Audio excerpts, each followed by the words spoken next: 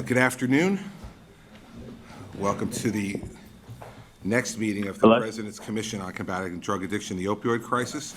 I'm Governor Christie, Chairman of the President's Commission. Welcome my fellow Commission members.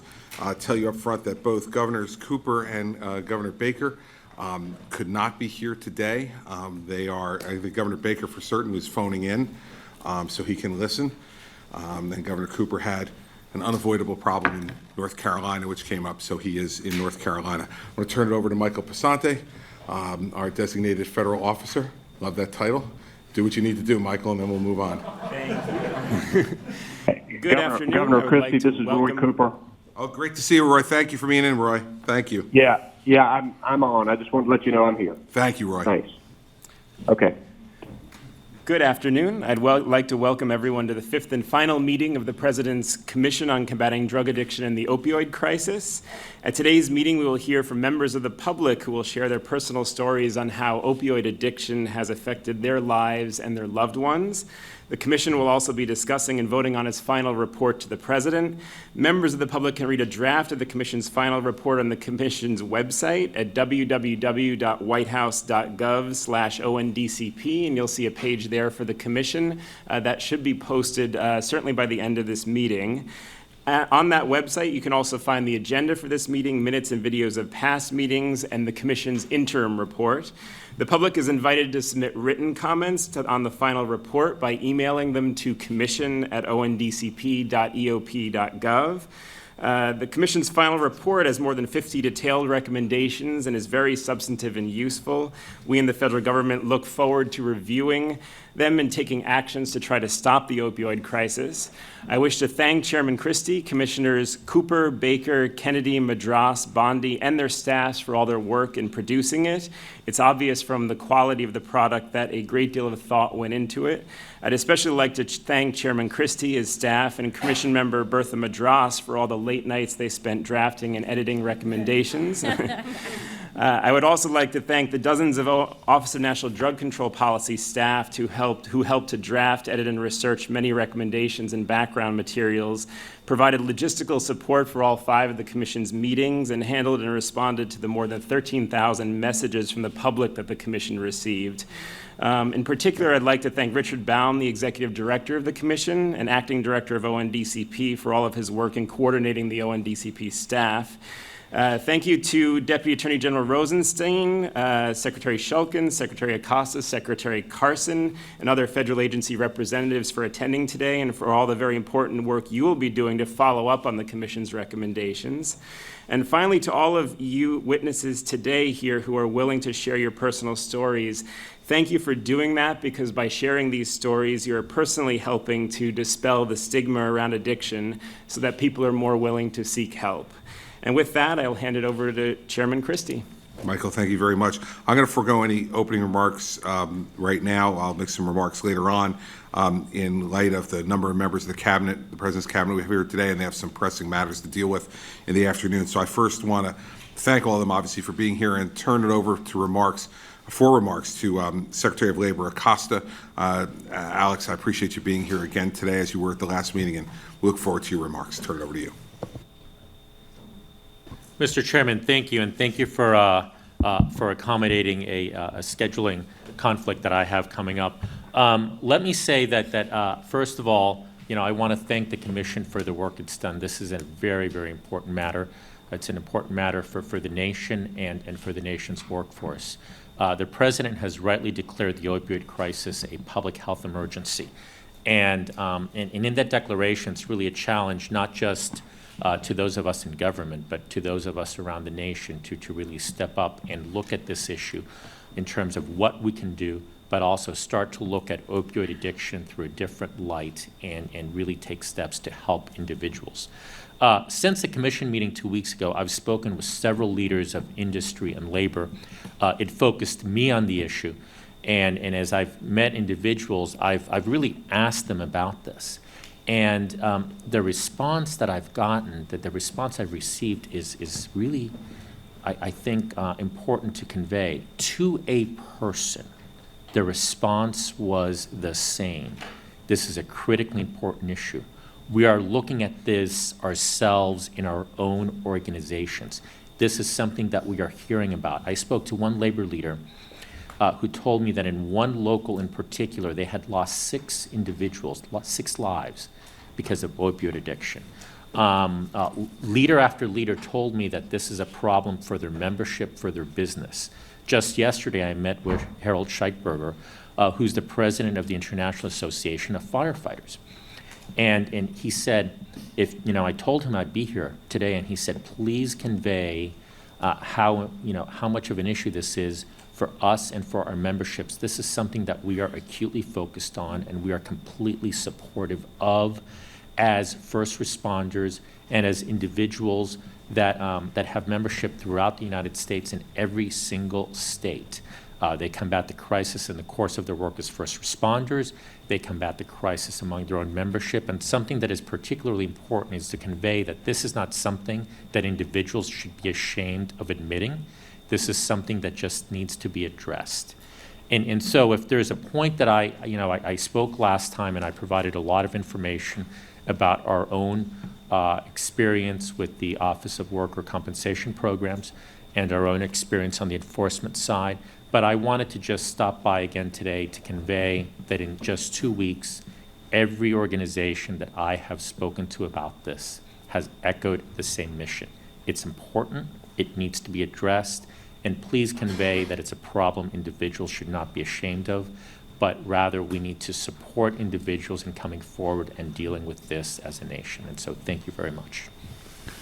Secretary, thank you very much. And I think that you'll see, as you get a chance to look at the final report and the executive summary, that the Commission feels unequivocally about increasing the authority of your department to not only be able to levy penalties where appropriate, but also for you to be able to conduct investigations of insurance companies individually, not having to go through the employers.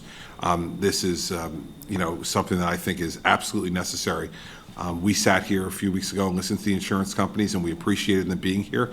But I'll also tell you that when all of them are going around the table and saying everything's going fine and we're really making progress, and we have 175 people dying a day, I'm concerned about a disconnect. And the report makes that very, very clear. And we are urging Congress to amend the Parity Act to give you that authority. And I've told everyone, given how long we've known each other, that I am confident that if Secretary Acosta is given the authority, he will use it wisely, but aggressively. And so we are in your corner on this, and we thank you so much for taking the time today and appreciate it, and appreciate the fact that you're talking about it out there. It's very important. So do what you need to do. We understand you're real busy. You got lots of stuff going on, but we appreciate your time today, Alex. Thank you. Thank you, Mr. Chairman. Next, I want to go to another member of our panel today who has some pressing scheduling issues as well, but we appreciate him making the time. The Deputy Attorney General, Rosenstein. Rod, I'll turn it over to you for remarks, and thank you for being here. Well, thank you, Governor, members of the Commission, and I say a special thanks to the family members of the victims who are here with us to share their experiences. And I want to assure all of you that you have no stronger partner in dealing with this epidemic than the United States Department of Justice. Our department is acting with great urgency and vigilance in response to the President's declaration of a public health emergency. Our department is relentlessly pursuing criminals who flood our streets with illegal opioid drugs. We have more than 1,000 active federal investigations involving heroin and fentanyl, and more than half of our highest priority cases are organized crime and drug enforcement task force cases. More than half of those cases are cases involving opioid drugs. We're focused on dismantling illegal drug distribution networks. On October 17th, the department announced for the first time charges against major Chinese fentanyl suppliers. We know the fentanyl is coming in one form or another from China. We also, just last week, announced the establishment of 6 new enforcement teams in the DEA to combat the flow of heroin and fentanyl in some of the states that are hardest hit by the epidemic. The department is committing resources to shut down internet drug dealers because a lot of our victims are ordering these drugs over the internet. On July 20th, the Attorney General announced the takedown of the largest criminal marketplace in illegal drugs. At least 122 vendors on that site were advertising fentanyl, and 238 were advertising heroin for sale through the mail. We also have committed additional resources to target medical providers who illegally abuse their prescribing authority by handing out opioids without appropriate medical need. In August, we created an opioid fraud and abuse detection unit to better use data to identify outlier providers, people who are clearly outside the norm in the extent of their opioid prescriptions.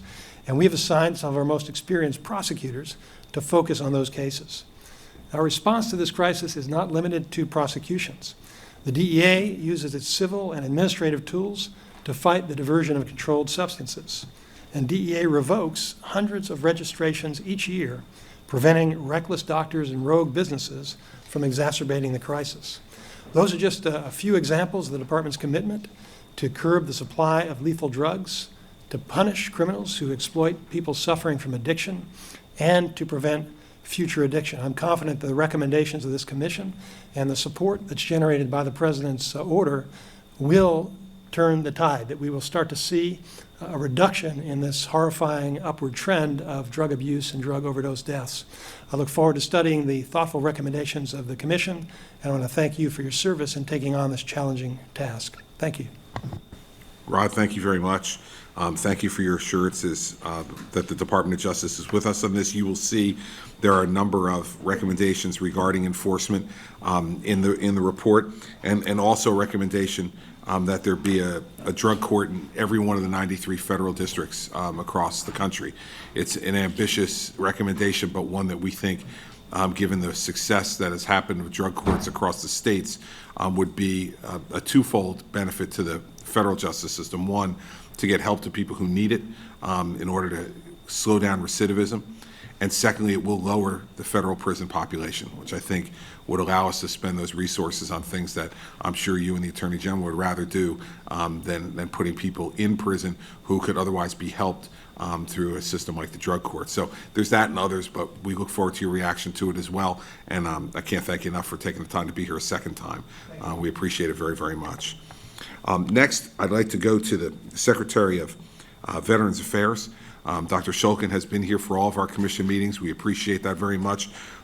We highlight, Dr. Shulkin, you should know in the report, the extraordinary work that's being done by the VA already on non-opioid treatments and the success that you're having, not just at the Lewis Stokes Center where we visited in Cleveland, but across the country, and suggest in the report that what the VA is doing can serve as a model for private healthcare providers across this country. And so your hard work and your passion about this issue is being evidenced in the results that you and your agency your department rather is beginning to show. So I'm happy to have you here, Mr. Secretary, and turn it over to you. Well, thank you, Governor, and thank you for recognizing that because the department has been hard at work at this. I really want to thank the Commission. I've truly been impressed and have learned a lot by watching the way that you've run this, Governor, and the way that the Commission has brought in expertise from around the country and been open to ideas from almost every segment of the industry, and most importantly from the families and people who have been affected by this. So it's been a true honor to participate in this and to have watched this process, and we're very much looking forward to the report. There are a lot of commissions in Washington that end up with reports. I have a feeling that this report is going to make a real difference. And I also want to thank the President for his commitment and passion to this issue, because I know that that's genuine. I'd like to echo some of the comments of the other panelists so far. I think that one of the outcomes of this report is not only the content. You are getting visibility on this issue and getting people to talk about this around the country and getting all of us to be out there to talk about it. Governor, I don't know how many times I've seen you on TV in the last couple of days. I mean, you're getting out everywhere. That's really important. I think I was most impressed on your interview I saw on Morning Joe, because you were able to talk about the opioid crisis and baseball statistics and somehow went seamlessly between both, and I don't know anyone else who could have pulled that off, but you really did. So I would just encourage everybody here to follow the Governor's lead on this and continue to talk about this issue, because that's the way which we're going to solve it. And I think all of the commission members have been doing a great job with that. Secondly, again, echoing some of the comments from Brad and Alex, this is making us all look internally. And while we at VA started our opioid safety initiative in 2010, we've been doing good work. This commission has made us refocus and look back and say, can we do more? And of course we can do more, and to do it more aggressively. So we're really refocusing our guidelines to make sure that everybody understands them and follows them. We are looking and going to relook at our approach towards naloxone kits, and now we're going to hear some more about that today. But we think we can do more, and it's really this commission that's helping us take a look at that. And we are going to redouble our efforts to make sure that we touch more people's lives and save lives. So thank you again for participating and for leading this. Thank you, Mr. Secretary. I appreciate it very much, and your appreciation of my baseball knowledge is more touching than I can even tell you. Speaking of touching, I want to go next to the Secretary of Housing and Urban Development. I got to know Dr. Carson when we were both unsuccessfully challenging the president, and here we are, Ben. But I got to know Dr. Carson and his family during that period of time, and I think he might agree that it's one of those times when you really get to know people very, very well. You're exposed, you're working hard, you're under the same kinds of pressures, and what I got to know about Dr. Carson is that he has not only a great intellect, but he has a great sense of compassion for his fellow human beings, and that comes across every time you listen to him. And so I was thrilled when he said he was willing to be here today to speak on this personally. His department obviously is going to also have a great deal to do with dealing with the populations that we have to deal with in this crisis, and making sure that it's dealt with in a way that's effective and efficient. So having Dr. Carson here today is not only a great personal pleasure for me to see him again, but it's also extraordinarily important for the perspective of the success of this endeavor that we're all going into together. So I turn it over to the Secretary of Housing and Urban Development, Dr. Carson. Well, thank you so much, Governor, and thanks to President Trump, to other members of the task force for their continuing efforts on behalf of really a lot of people who are forgotten in our society. You know, I, even as a child, you know, had many encounters with the ravages of drugs, drug addiction. You know, members of my family, cousins who died because of it, people who got into severe legal trouble because of it. In the field of medicine, obviously encountering many people who were addicted to drugs, not because of my prescriptions, but just because it's so easy to manipulate the medical profession into giving you drugs. And a lot of times people, you know, doctors are people too, and they don't want to be bothered incessantly, so it's easier for them just to give you the drugs than to argue with you about the effects of the drug. But I was very pleased that the President declared this a public health emergency. And, you know, I think that brings the kind of attention that we need, because how many people really understand, you know, what 60 to 65,000 lives a year means? That's more people than were lost in the 19 years of the Vietnam War. And you see what a profound effect that war had on our society. So, you know, this really should be having the same kind of effect. But also, you know, from a neuroscience point of view, what drugs actually do to the human brain. You know, it's pretty awful. I probably remember that commercial back in the Reagan years when they said, this is your brain, and it was an egg, and this is your brain on drugs. They put it in a frying pan and watch it be destroyed. It's not too far from reality. And, you know, it frequently starts with something as seemingly innocent as marijuana. And I think we're going to probably hear a little bit more about that from a real brain marijuana expert. But, you know, we think a lot of things are harmless, and they're not. And when we look at the nexus between drug addiction and homelessness, it's pretty significant. And so many of those people under that bridge or, you know, sleeping out in the open are drug-addicted individuals. We have to take care of those people. Sometimes there's a tendency to blame them and say it's their fault. I guarantee you 99% of those people if they could push a button and be free of their addiction, they would wear that button out. They would be so happy.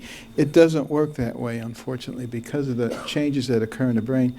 So it becomes important for us as a society to recognize these as people who are severely affected, to provide them a mechanism to get off of the street.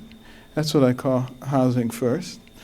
And then housing second is you then diagnose why they're in that condition. And housing third is you fix it. And I think, that's where the real compassion comes in, but we must recognize that it's a complex set of things and not a simple thing. And I believe that it's something that we definitely have the ability to get under control. So I want to thank everybody who's here, particularly the commission, particularly you, Chris, for taking on this task. And I think, as David said, it will make a big difference. Thank you, Dr. Carson. Appreciate it. Next, I want to turn to the person who has been the point person for this commission and for the president on this issue inside the White House, the counselor to the president, Kellyanne Conway. Thank you very much, Mr. Chairman. I'm really here today to say thank you once and for all to this commission. It's been a huge priority for the president, really from the very beginning. And as witnessed last week in his very powerful address to the nation, he intends this to be a coordinated effort among federal, state, and local governments, non-government organizations, individuals. And I think much of the behind-the-scenes work that this commission has done has gone unrecognized and unappreciated by the general public because it's been such a quiet effort most times. And I'd like to thank all the members of your commission, Mr. Chairman, and to thank Michael Passante, and also to add my thanks to the acting director of the ONDCP, Rich Baum. As you see evidence today in front of you and through the president's remarks last week, this intends to be a full administration-wide effort in combating drug demand, drug addiction, drug supply, frankly, and the opioid crisis. Right after the president took historic steps to address this issue full square, and also did so in a very specific policy-laden way with his wife, our great First Lady, Melania Trump, I think the country heard a call to action for each of us, and recognizing that the problem does affect each of us in some way, some of us more deeply than others, that the solution also has to include each of us. And in that regard, I wanted to just say we obviously have received, Mr. Chairman, the attention of many people in Congress. But in addition to that, I think most importantly, the very next day, the Department of Health and Human Services released a clarification of the HIPAA laws, guidance to healthcare providers, so they may be able to share with family members if a loved one is already suffering from misuse and disorder. And I think that's incredibly important because we have heard many stories here in the White House and all around this country, as you all have, of families who say, "We're so sorry, Mr. and Mrs. Jones, that your son has passed away today. We resuscitated him. We helped him 6 times this calendar year, but the 7th time he was too far gone." And Mr. and Mrs. Jones say, who, what, when, they have no idea. And so to the extent that that HHS has made some clarifications, and that can bring some relief, it's a positive step forward. Today, the Centers for Medicare and Medicaid Services will announce an IMD waiver for each of 2 states, New Jersey and Utah. And the president addressed the waivers last week in his remarks as well. Our position is that the number of beds in a facility should never negatively impact the number of patients who could be treated. And when the public hears about that regulation, it just strikes them as one of many that seems unfair and unseemly and unnecessary. So we're very happy to be taking steps in that regard as well. A market improvement on all these fronts really needs something else the president has made a priority, which is a massive education, information, small c campaign across the country so that everyone knows how best to meet these challenges. We must engage and maybe even enrage the public so that folks who have never tried these drugs don't start in the first place. We certainly want to help those who are already suffering, and we want to remove the stigma of addiction and help these individuals to access treatment and begin the process of recovery. This is a complex issue with no easy answer, yet it is a worthwhile undertaking. And I think the work of this commission, which, Mr. Chairman, we look forward to reviewing in full in the coming days and weeks, and we'll rely upon everybody here to help us implement some of those recommendations. It's exactly why we're all here today, so thank you very much. Thank you, Kellyanne. I appreciate it very much. And I do think, as you mentioned in your remarks, that the event the President hosted in the East Room last week was extraordinary. And when you look at the cross-section of Americans who were in that room and represented and heard the President's words, I've said to folks over and over again across the country that I've spoken to the President about this dozens and dozens of times, and I know his heart, and I know how much he cares about this. And I think last week everybody who watched that speech got to understand exactly what I meant. And so thank you for making that happen. And we, as always, thank the President for his willingness to do it. We're lucky to have the Surgeon General with us today as well. Welcome. We appreciate it. Appreciate you being here before. And I want to give you an opportunity from the perspective of the Surgeon General. We've had some good conversations offline. I'd love to have the Commission hear your remarks regarding our work and the crisis as you see it from the seat of the Surgeon General.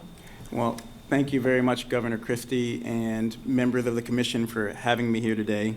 I'm honored to be here on behalf of Acting Secretary Hargan and the Department of Health and Human Services, where we've been working tirelessly to combat the opioid epidemic. This epidemic, and make no mistake, it is an epidemic, has had a profound impact on my life and my career, and as such, this is an extremely personal issue for me, as I've shared with some of the folks in this room already. As a practicing physician anesthesiologist who has done acute and chronic pain management, who has prescribed fentanyl, who has prescribed Narcan to folks, and as a public health professional, I've watched this crisis evolve and spiral out of control on the front lines. In addition, I've publicly discussed my brother's own battle with opioid addiction. I've experienced the pain and the struggle that families face as loved ones combat addiction. Justin and I have cried together talking about her son who passed away from an overdose, and my brother who sits in prison right now because of untreated substance use disorder, and how we can share our stories to help make a difference. Yes, we cry together. Yes, we wish it had been different, but we're determined to use these as an opportunity, these stories as an opportunity to lower stigma and to make a difference for everyone else out there. And I think it's important also as we talk about these numbers, and we need to talk about how big the numbers are, but we need to remember that these numbers represent individuals. I talked to Doug about his daughter, Courtney, and I want to thank all of you all for being willing to come and share those stories of those individuals, because that's why it matters. It matters because of the individuals who are suffering. We know the only way to end the opioid crisis is through coordinated efforts across the entirety of communities. During my time as Indiana State Health Commissioner, we faced one of the largest HIV outbreaks the nation has ever seen as a result of injection drug use. We were able to stop the spread of disease and prevent an increase in illicit opioid use by bringing together not just state, local, and federal government, but also law enforcement. And that's why I was so glad you put DOJ on one side of me, the business community. I'm glad you put labor on the other side of me, even though they ran. I don't know where they went. I put on deodorant today, I promise. But I saw that those collaborations across different sectors and different areas of expertise is the only way to succeed. Government, make no mistake about it, needs to help, but cannot do it alone. It's going to take all of us coming together.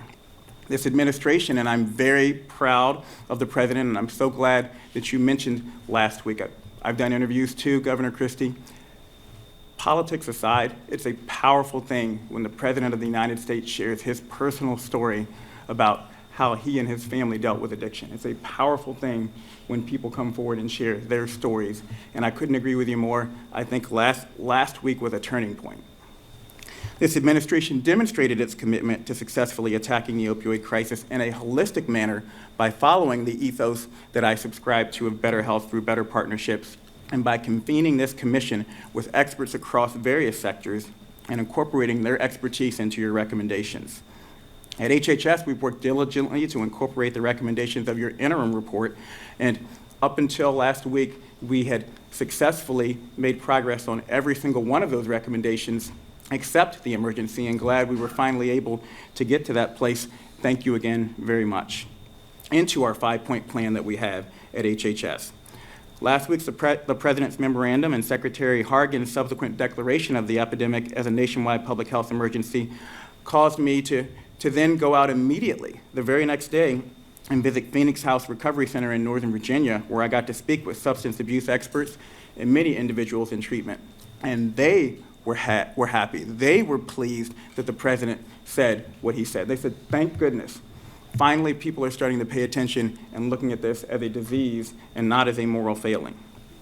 The interaction at Phoenix House that impacted me the most was a meeting with a young lady who was in her 20s, who was an honor student on her way to getting her master's degree, got pregnant, went down the rabbit hole of addiction, and ultimately had a baby who she was worried about being born addicted to substances. Got into Phoenix House and was actually able to recover, and her baby is fine right now. But not only the stories where it didn't go right, but it's important we share the stories of recovery and help folks know that recovery is possible. That story really deeply affected me as a physician and, again, as someone who has seen many people in my career who could have gone down that path. Seeing the joy on her face, her hope, and her new sense of control over her life renewed my vigor for tackling this crisis head on. We must remain dedicated in our efforts, and the work of this commission has been instrumental in guiding and coordinating the response across federal government. We look forward at HHS, I look forward as the Surgeon General to hearing the recommendations that are put forth in your final report today, and I'm eager. Can you tell? Can you hear it in my voice? I'm eager to continue this very important work. So thank you for the opportunity to be here, Governor. Thank you so much for your hard work and the hard work that I know you're going to put forward in the months and years ahead. It is inspirational to have someone like you in this position, and we're thrilled that you're there and that you bring the life experiences that you bring to this. It's going to help make you a more effective surgeon general, I am confident, and it's going to help the nation by having you there. So thank you very much for being there. I want to turn now to our invited guests.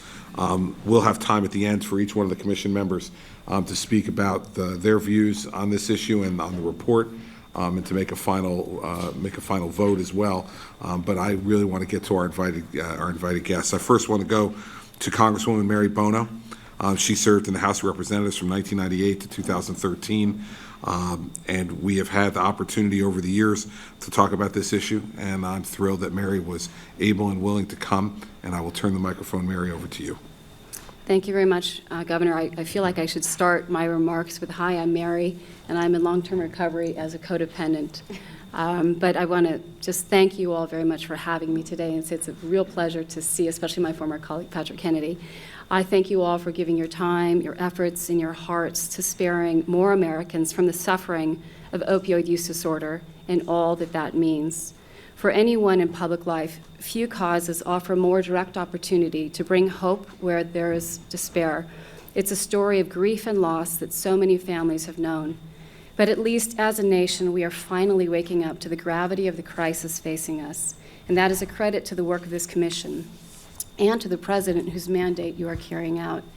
But I can't begin my remarks, Governor Christie, without recalling your very powerful and passionate words at a town hall meeting 2 years ago. It was just a brilliant speech. You spoke of a law school friend who never found a way out of an opioid addiction. You know firsthand how it feels to see the gifts of someone you care so deeply about go to waste in a very avoidable tragedy. You and your fellow commissioners bring great compassion and knowledge to the subject. And compassion, above all, is needed if we're going to understand the danger of opioid misuse, and as a country, that we overcome it. So I learned early in my life that addressing addiction begins with understanding and empathy. I was blessed to have a very wise father who is also a professor of medicine at the University of Southern California. My mother was an alcoholic, and my dad taught me to see any substance use disorder as a disease, not to judge it as a fault of character. And I learned that addiction can afflict anyone. And sadly, I learned that again when I had children. Certainly with powerful opioids in the wrong hands, it is a recipe for disaster. So some of you may know, maybe you don't know, but I have a son who is now 29 years old. He's an amazing, kind, and courageous person, and I couldn't be more proud to call him my son. But one day when he was a teenager, he called me. I was here on the floor, actually, of the Congress taking votes, and I took his call, and he said, "Mom, I need help. I'm addicted to pain pills." Now, that's not the kind of call a mother ever wants to get, and yet I was so thankful that it came. As many parents know, it's when you don't get that call, and you never then have that chance to help, and then the worst can happen. That moment, hearing from my son, was hardly the end of our struggles and our fears, but from then on, we were able to face them together. The courage was all his, but what a difference it made that my brave son had our support and felt our love, rather than shame, anger, or stigma. So far from feeling any embarrassment as a member of Congress, I could have been ashamed of the situation. I never felt embarrassed, and I didn't feel any stigma about our family's troubles. Some of that probably goes to Patrick's leadership, too. But I realized I'd been given an opportunity, and that opportunity became my cause and my passion. So as a member of Congress at the time, and I tried to use that position for the better, my son and I spoke publicly about the dangers of prescription drug abuse and the path towards recovery. And the more identified I became with the issue of opioid addiction, the more I learned from others about its consequences all across America. Now, there's no way to prepare a family for its own opioid crisis.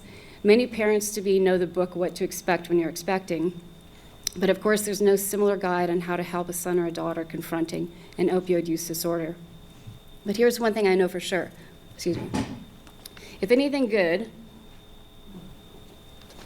is going to happen for our loved ones in need of help, it's going to happen in treatment. Only there, in professional care, are they no longer powerless. And by the way, it's where the family is going to get the help they need too. But we don't have to wait for those we love to fall to the very bottom before help is possible.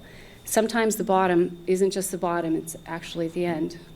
So in every way we know, being as resourceful and relentless as we can, the goal should be to move the person to that life-saving decision when there is still time, and never, ever, when that magic moment occurs that somebody wants to seek treatment, should they ever be turned away for any reason at all. So for my part, I spend a lot of time in this cause still, and my purpose is very simple to state. I want as many people as possible to escape addiction in the way that my son is doing, by the constant caring support of their families, their friends, their coworkers, and their communities. And as to public policy, by now there's little debate about what has gone wrong, a lack of congressional oversight, many failures of responsibility among various federal agencies. These have all been contributing factors to a very terrible epidemic. But what matters most going forward is the alertness and the decisiveness that this presidential commission represents. And as you help to correct past failures in policy, it will be crucial as well to avoid new ones. A truly national effort will need sustained and adequate funding, and a commitment to best practices that, for example, protects the vulnerable from the scammers that we're now seeing who are popping up in the treatment sector, what we're calling the dark side of treatment. And most important of all, the effort must center on preventing the disease of addiction from ever taking hold in the first place. In the painful journey of addiction, the crucial turn often comes in one clear look at where it's all leading, instead working towards a path of hope in life. Something similar happens when a society looks at a grievous problem straight on. It brings the best minds to address it and commits everything possible to solve it. That's what the United States is doing with this presidential commission, meeting a serious challenge in a very serious way. May your recommendations be turned into law and policy, and may our resolve as a nation be turned into action. Countless lives depend on it. Mr. Chairman, thank you again very much, and I thank you all for your time and your hard work. Mary, thank you very much. You have been a clear and strong voice on this issue and sharing your story today, and that's really what we want the Commission's final hearing to be. Because in the end, the work of this Commission is about the lives that are lost and the lives that we hope we can save. That's why I thought this was the most appropriate way to do it, and I wouldn't have wanted anybody else to start off those conversations other than you. So, Mary, thank you. Well, thank you very much. I'm honored. Thank you. Next, we have Judge Linda Davis, who has also been a leader in this area. We're thrilled to have Judge Davis here. She's from Michigan, in the District Court in Michigan. And, Your Honor, it's good to have you here, and we look forward to your remarks. Governor Christie and Commission, thank you so much for having me today. My journey with this started almost 13 years ago. I have a young daughter who was addicted to opiates. And I found out, even though I had worked in a system, I was the drug prosecutor for 13 years in our county. I've been a judge for 17 years. I ran a drug court. It was amazing to me how little I knew about how to get somebody help when they really needed it. And I want to focus mainly on the brokenness of the system and the hope that you are giving to parents like me and the other parents that are here today. Back when I started my journey, every door I tried to open was closed, and if it had not been for the fact that I come from a pretty affluent family that had resources, I'm sure that my daughter would not have survived the addiction. It's horrible when a parent is watching on a day-to-day basis their child die, and there's absolutely no resources that you can turn to get help. In addition to that, the stigma of addiction is something that not only she's felt, but I've also felt. And it reminded me of how broken the system is and how much we need to look at almost every facet of it to make sure that we are looking at this comprehensively. As a result, and when she was in treatment, I remember one of her counselors telling me, someday you're going to look back at this and realize that it's a blessing in your life. And I thought that person must have been high on drugs because I couldn't imagine that this would ever be a blessing in my life, but it truly has been. It's not only made her a better person, but it's also made me a better person, a better judge, a better mother, and a better member of our community. I started an organization very soon after finding out that she was addicted, called Families Against Narcotics. We started in the basement of a small church, and now we are here in Washington, D.C., being part of a very important discussion. We went from a very small community effort into having over 20 chapters in the state of Michigan, 27 meetings that are held monthly. We work with 4 major hospitals, have partnered with Blue Cross Blue Shield, have partnered with the University of Michigan research team in developing new educational protocols that can be used in our schools that will bring a different approach to teaching kids about drug use and abuse. We oftentimes want to badmouth efforts that have been made in the area of education and say that they don't work, like the DARE program.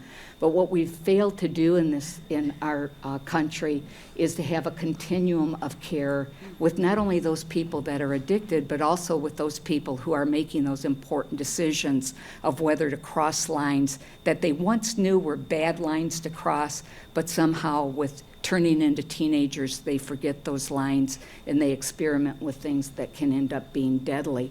So when we do education for children, we need to make sure that it's a continuum of education, that it starts young, and that we are relentless in giving the same messages over and over again to make sure that those messages are heard. We as politicians know that you've got to get the same message out 7 times before we make an impact in our communities. The same has to be true with addiction. I think one of the biggest areas that we need to really focus on are ways that we can get out into the community to talk about this being a disease rather than a moral failing. It amazes me, we started a program recently through Families Against Narcotics called Hope Not Handcuffs, where we are now partnering with 33 police departments in our state, over 5 counties, and since February we have placed over 600 people successfully into recovery the same day. And that's a key issue because nobody should be told that they have to wait 2 weeks for recovery to start. Sometimes those 2 weeks are the gap that creates a deadly situation for that young person. So I look forward to this commission making changes that will ensure that when someone walks through one of those police doors, that day a treatment bed is available to them. And not only that a treatment bed, but that solid treatment is available, and that we have wraparound services where we look at peer coaching as a viable option to being an aftercare for people who are in the recovery world. That we make sure that we have medically assisted treatment that's being paid for by insurance companies for those that can't just get clean with a 12-step program, that there are viable treatment options. We tell people over and over again that are in the world of addiction that if you want different results, you have to do different things. Otherwise, you're just going to get the same results. And yet we work in a community that has done the same thing for decades with addiction, and unfortunately, it has taken an epidemic of unbelievable magnitude to get our attention that we need to change at every step of the way as well, from law enforcement to the judicial system to what Congress is doing, to passing laws that we don't understand, that we don't know the meat of them, and the effect that they're going to have long term. Our group has taken on the task of also educating all of our legislators so that when we present the 25 bills that our commission is putting before them, that they understand the necessity of those laws and the impact that it can make in our community. And we do that through education. Tomorrow morning, I'm flying back to Michigan, and we are doing an all-day legislative day where we tackle this problem at every step of the way so that our legislators can vote intelligently about the bills that are before them. The one thing that I've learned over the last 13 years in dealing with this epidemic is that we are broken at every step of the way, and it is going to take all of us working together as a concerted effort to make sure that we are doing the best job that we can every step of the way. In our community, we started an organization called Operation RX Through FAN that brought every sector of the community together that's being touched by addiction so that we leave no gaps in our community. And that's one of the key issues for this, is that we can administer Narcan and that child can be taken to a hospital. But if all they're going to do is detox and then put them right back out in the community again, we have failed.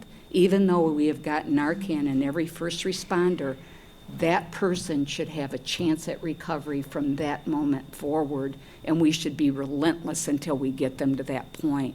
So it is with a great honor that I'm here today, and I'm really looking forward to learning your recommendations and seeing how this pans out in our community to make a difference for a disease that has been left behind and left out for way too many years. Thank you. Thank you, Your Honor. Appreciate your remarks and all the work that you're doing as well. Thank you for that. Next, I want to invite to speak Roxana Schwartz. She is from my home state of New Jersey, Lebanon, New Jersey. Welcome, and I turn the microphone over to you. Thank you very much. I don't want you to be concerned that this is my testimony, but it is my current insurance appeal. My name is Roxanne Schwartz. A lot of people know me as Rocky.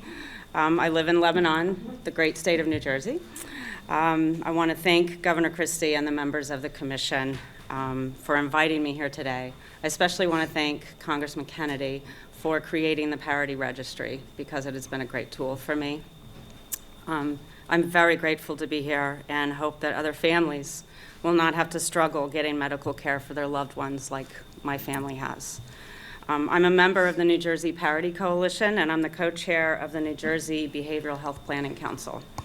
But most importantly, I'm the proud mom of 2 sons who are remarkable and resilient young men who have suffered with substance abuse and mental health disorders for the past 7 years. My husband Keith could not be with me today, but I would not be here without his loving support. My sister died of an accidental overdose at the age of 39 from opioids. And I am a woman in long-term recovery from alcoholism for 35 years. In 1982, when my parents needed to get me the medical treatment that I needed, they did not have to take out a home equity loan. So I was surprised what happened when my kids got into some trouble. I'd like to share just a few examples of the 7 insurance denials for the co-occurring disorders of addiction and mental illness. Stigma and fear have contributed greatly to this issue. I have never met a person that suffers from an addiction that chooses to live in pain and misery. In 2015, one of my sons was discharged from an outpatient program, despite recommendations from the clinical staff that he was mentally unstable and at high risk for relapse. He was so despondent that he attempted suicide 2 days later, after a 48-hour hospitalization. A judge ordered him to more intensive treatment for his safety. The insurance company refused to pay for the recommended inpatient care. We paid for all of his medical care and have lost all appeals for this particular hospitalization. In 2016, my other son was court-ordered into treatment after first responders intervened on his behalf. The insurance denied his care after 12 days of inpatient treatment. The clinical staff stated that he could not be recommended for discharge. I found many examples in the 374-page medical record that showed that he could not be sufficiently stabilized at a lower restrictive level of care, less restrictive level of care. My son is alive today because of the extended care that we paid for out of pocket. He had asthma when he was a child and frequently needed to be hospitalized. Not once was he ever denied the medical care that the doctors recommended, nor was he judged for not caring for his body or blamed for his illness. As recently as this week, he was in the hospital for a few days for a medical condition that is a direct result of his opioid use. But because it presented as a medical issue, there were no questions asked about all the care that was necessary and that he needed. My husband had double knee replacement this year. We did not have to pay for the surgery prior to admission for the hospital. The ambulance transport from the hospital to the orthopedic rehab was paid for, unlike when a patient is transferred from an emergency room to a psychiatric hospital. That is denied. One of our claims for $61,000 was never officially denied. It was kept in a pending status. Even with the assistance of a New Jersey senator's chief of staff and an advocate from our employer, it was never resolved. The last contact from our insurance carrier in May 2015 stated, "You will receive a response to your issues shortly." So even when you have access to care, there are still barriers to treatment. We have spent over $300,000 in the last 7 years for my son's medical treatment. We borrowed against our home, cashed out our college savings accounts, and withdrew money from our retirement fund to pay for their care. The process of filing appeals is a painstaking, time-consuming one. The medical necessity denials are not clearly defined. I have spent hundreds of hours writing letters, researching, copying, faxing, and still lost every appeal, and I'm an informed consumer. My insurance company directs me to the New Jersey Department of Banking and Insurance. However, they have no jurisdiction over self-funded employer-sponsored plans. I have to appeal to the U.S. Department of Labor for resolution. This is the first time that I'm continuing the fight, and the U.S. Department of Labor has had my appeal since March. I reached out to them and asked for an update, but never got a call back. I can't change the past and doubt that any of my insurance appeals will be resolved, but I will not be silent anymore. This is nothing to be ashamed of.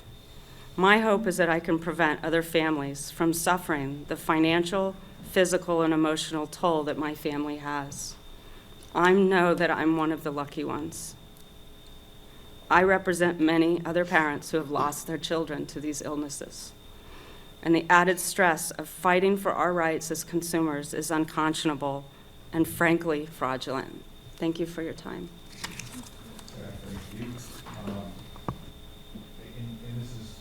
This is what I was talking about at the beginning of the hearing, is that we see this frustration at the state level when the state only is able to regulate 30% of the health insurance plans in our state. The other 70% are regulated by the United States Department of Labor, and the Congress has not given the Department of Labor the tools they need to be able to enforce the law and create penalties for companies that are not rightfully paying the benefits that you've paid premiums for over a long period of time.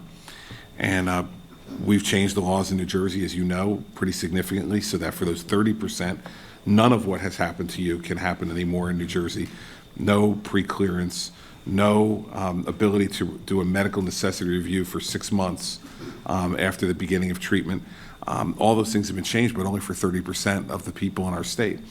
And so that's why the recommendations we've made to give much more aggressive tools to the Department of Labor are so very, very important in this. And both Patrick and I thought that Roxanne's testimony today was extraordinarily important to make sure that everyone understands the importance of those recommendations, that they're not just a regulatory grab.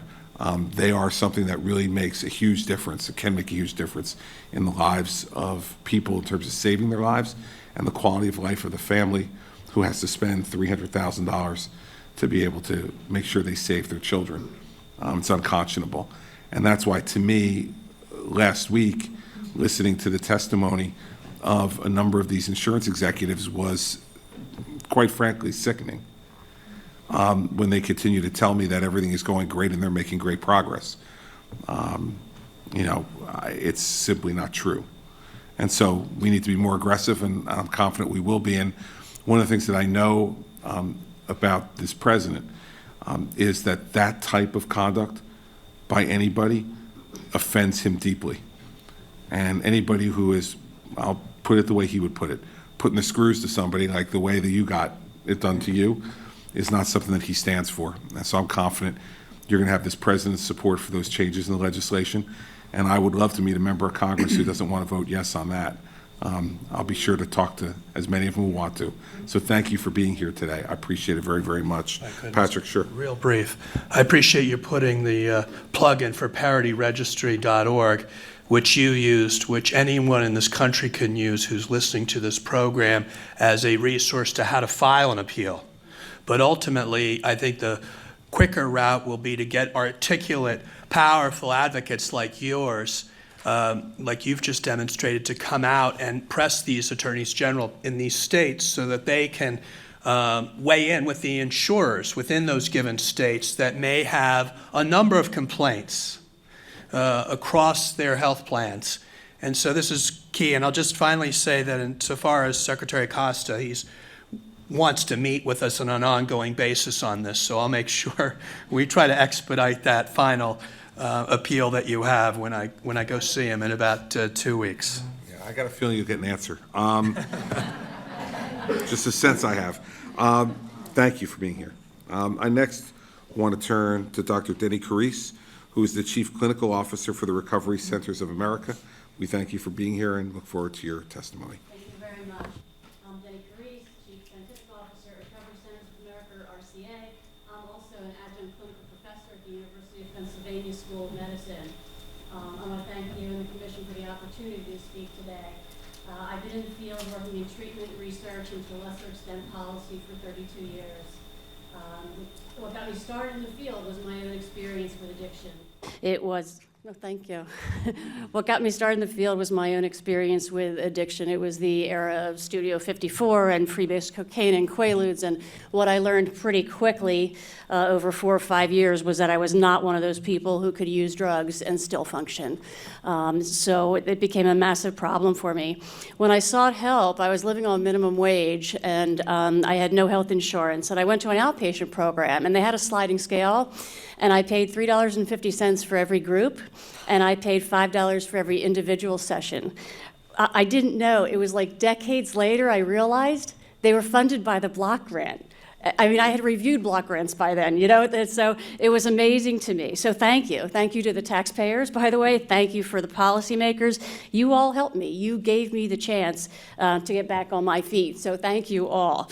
I started by going to community college, the only place that would take me, and 9 years later, still sober in recovery, I finished my PhD in clinical psychology and started a NIDA-funded postdoc at University of Pennsylvania.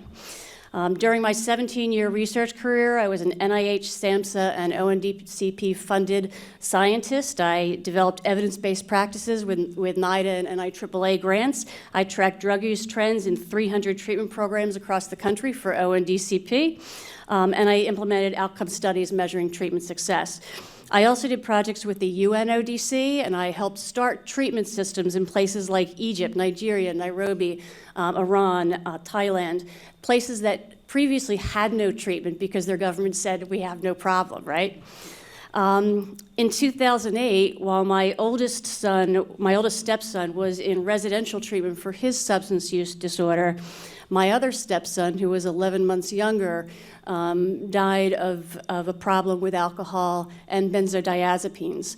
I'm still very close with my stepson, who's in recovery today, and he wanted me to bring this picture for you of my stepson that drank one night like he always did, took some benzos one night like he always did, and was never woke up and was found by his 3- and 5-year-old nephews.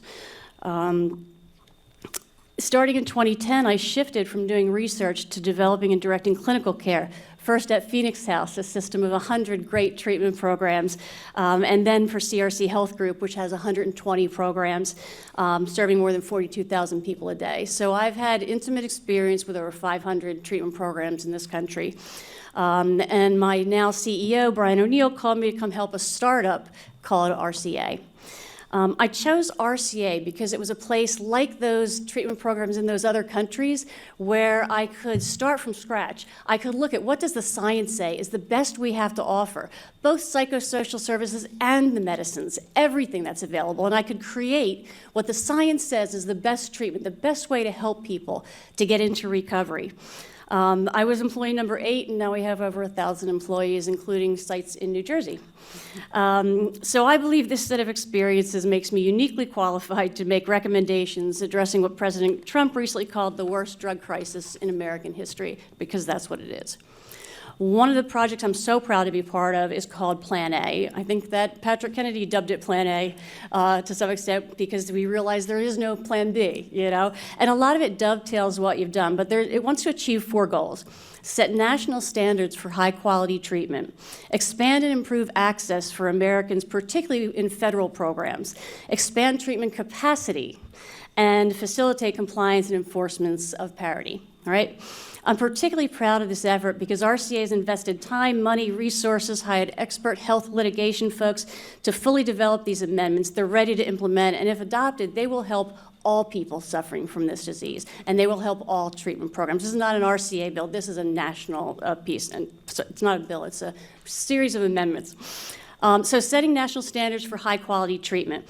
You know, we know that this is a disease. The field wants to be treated like every other medical health care provider. The field wants to be paid like every other medical health care provider. Incumbent upon that is the field needs to deliver care, document care, show success like every other medical provider, and we need to hold the field to those standards.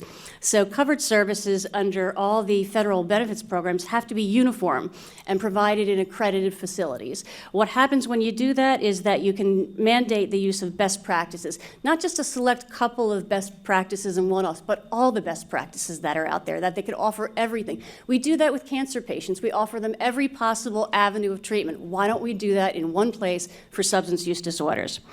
It's also a way to demand, to define and measure success or keep score, as was brought up in the last meeting that you had. That this idea that there's no gold standard of what success is has got to change. We've got to have a universal way to measure. It can also establish high-quality standards, not just for residential and outpatient, but for the continuum of care that we know is so important, the length of care that people get, and that it can be include sober living in a structured way, not kind of the wild, wild west of sober living, but a real clear, these are the standards for sober living, have it accredited, and get some really quality treatment. Standards could permit the treating physician to determine medical necessity for minimum periods of time at each level of care, and require federal benefits programs to cover all types of medication-assisted treatment, agonist, antagonist, partial agonist, et cetera, right? So by requiring programs to adopt scientifically derived standards and get meaningful accreditation, we greatly increase the likelihood of success in recovery, cut down on wasteful spending, and this constant cycle in and out of substandard care provided in inadequate doses, because that's what we do now. Okay? 2, expanding and improving access for Americans covered by federal programs. Many people in the country make a point to say to our veterans, thank you for your service. Thanks for your service. But when they get back, if they're lucky to get services, it can be really quality service, but it's tough for them to get those services. So what we want to do is make sure that the veterans can get the services that they need, that they don't have to wait a long time. Because what we know about this disease is that you have to wait a while. When you're ready to go in, you've got to get in right away. This is not a disease that somebody continues to have motivation to get helped with. This is a disease that takes over the brain. So if the nearest VA facility is 40, 50 miles away, or if the wait is an unusually long wait time, we want them to be able to be treated in civilian settings as well. For Medicaid patients, eliminate the IMD exclusion. I know you've already done a lot with that. 16 to 40 is a great kind of bump up, but the reality is that a treatment program at that size will not have the resources to have addiction doctors or to have psychiatrists full-time, which our patients so desperately need. So it'd be even better if we could eliminate it. For Medicare, we want to take care of our older adults and require that states and folks take care of older adults and everybody regardless of age. And for federal employees, we want to recover appropriate dosage and amounts of durations of treatment under all health plans. All right, very quickly, we want to expand treatment capacity. There's a couple ways to do this without allocating any new money, just basically prioritizing current funds to address this public health emergency. One way would be to designate geographic areas of severe distress. So areas where we have unusually high overdose and death rates, call them substance use disorder needs areas. And one way we could encourage investment in treatment is through preferential treatment under the new Markets Tax Credit Program. Another way we could do that is by encouraging investment designating these severe treatment needs areas, targeted employment areas for foreign investors, and expedited visa review under the EB-5 program. The money's already there. If we could allocate a special preference, that would help people invest in developing more treatment programs. Finally, we have to facilitate compliance and enforcement with the Parity Act. And one way to do this is to adopt a uniform kind of multi-step process that we set out for group health plans to document compliance with non-quantitative limits of parity, such as pre-authorization requirements and whatnot. And so this will allow the good guys to show that they're in compliance. And it could also allow sanctions for the folks who are not in compliance.